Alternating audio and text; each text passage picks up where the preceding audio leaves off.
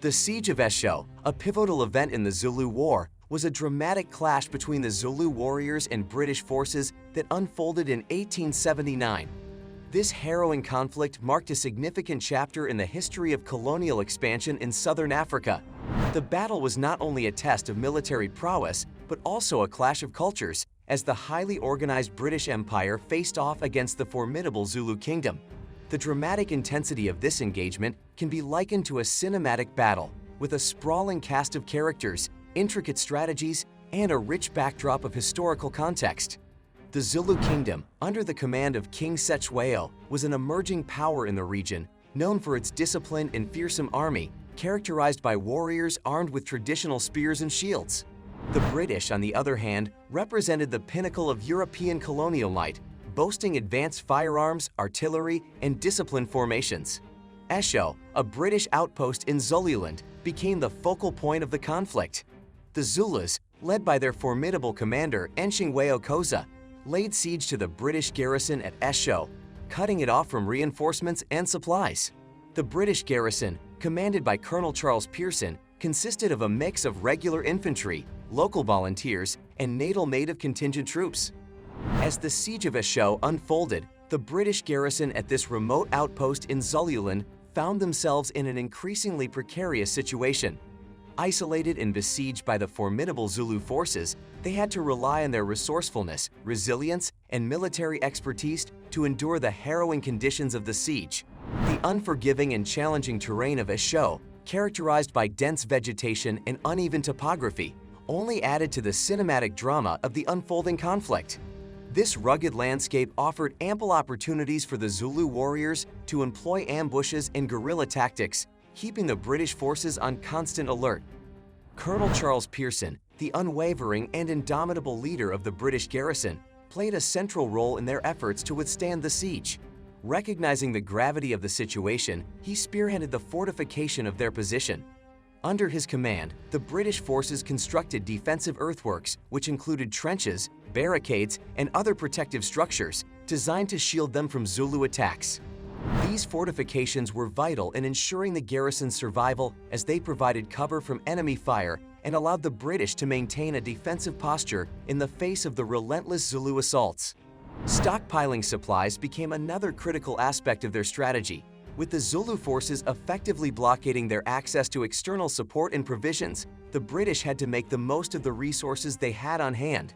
This meticulous planning involved rationing and conserving food, ammunition, and medical supplies, as well as finding ingenious ways to make use of the local resources in the hostile environment. As time passed and the siege persisted, these stockpiles became a lifeline for the British troops, ensuring that they could continue to hold out against the relentless Zulu attacks. The Zulu forces, with their renowned warrior culture and sheer numbers, surrounded Eshowe. They engaged in hit-and-run attacks, probing the British defenses for weaknesses.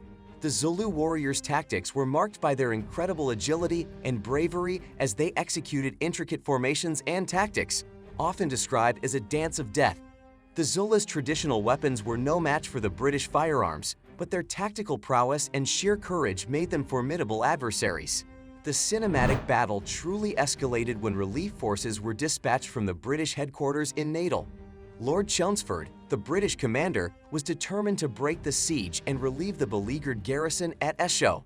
Chelmsford's column, known as the Eshowe Relief Column, consisted of both British regulars and colonial troops, and it set out on a perilous journey to reach the besieged outpost. Moreover, the Siege of Eshowe vividly illustrated the stark differences in weaponry, strategy, and culture between the British Empire and the Zulu Kingdom. The battle between the British Relief Column and the Zulu forces was an epic struggle. The British faced constant ambushes, skirmishes, and attacks from the highly mobile Zulu warriors. The Zulus, renowned for their horns of the buffalo tactic, encircled and harassed the British forces, testing their mettle at every turn.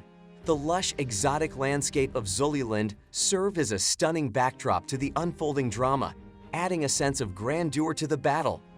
The climax of this cinematic battle occurred when the British column was ambushed at the infamous Battle of Nyezane, on the banks of the Nyezane River. The British forces fought valiantly against the relentless Zulu onslaught, and the river itself became a focal point of the intense conflict. The British, despite suffering heavy casualties, managed to break through the encirclement and continued their journey towards Eshowe. As the relief column drew nearer to Eshowe, the Zulu forces found themselves in a precarious position. They had been engaged in a prolonged siege and continuous skirmishes with the besieged British garrison. The relentless pressure from the British, along with the threat of the approaching relief column, left them with little choice but to reassess their strategy. The Zulu warriors, renowned for their courage and tactical skill, realized that they could not indefinitely hold out against the combined might of the British forces, armed with advanced firearms and artillery. The Zulus' traditional weaponry, while effective in their own right, could not match the firepower of the British. The impending arrival of the relief column marked a critical turning point in the Siege of Eshowe. The British forces, bolstered by fresh troops and supplies, posed a formidable challenge to the Zulus. The relief column's approach forced the Zulu commander, Nyezane Koza, to make a difficult decision. Recognizing that further resistance might lead to a devastating defeat, Koza ordered the withdrawal of his forces. This retreat allowed the British to break the siege and enter Eshowe, bringing a sense of relief to the beleaguered garrison. The dramatic ebb and flow of the battle, with the British initially besieged and then emerging victorious, encapsulated the essence of the Siege of Eshowe.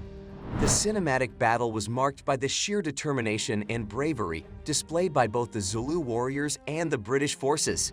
The Zulus, despite their tactical disadvantage, exhibited remarkable tenacity in their defense of Eshowe. Their fearless charges, intricate battle formations, and traditional war cries demonstrated their unwavering commitment to their cause and their warrior culture. On the other side, the British soldiers and colonial volunteers, while benefiting from superior firepower and discipline, faced daunting odds during the relief mission. They showcased immense courage in the face of relentless Zulu attacks, persevering through harsh conditions and challenging terrain. The Siege of Eshowe, with its mix of traditional warfare and modern firepower, remains a symbol of the clash between colonial expansion and indigenous resistance. It serves as a vivid illustration of the challenges and complexities inherent in such encounters. The Zulu War as a whole, of which the Siege of Eshowe was a part, had far-reaching consequences as it set the stage for further conflicts and the eventual subjugation of the Zulu kingdom by the British Empire. In conclusion, the Siege of Eshowe was a cinematic battle of epic proportions, pitting the Zulu warriors against the might of the British Empire. This clash of cultures, weaponry, and tactics left an indelible mark on the history of colonial expansion in southern Africa. The dramatic siege, the arduous journey of the relief column, and the fierce battles that ensued all combined to create a historical narrative that reads like a gripping screenplay. The Siege of Eshowe is a testament to the bravery and resilience of the people involved and the enduring impact of this pivotal moment in history.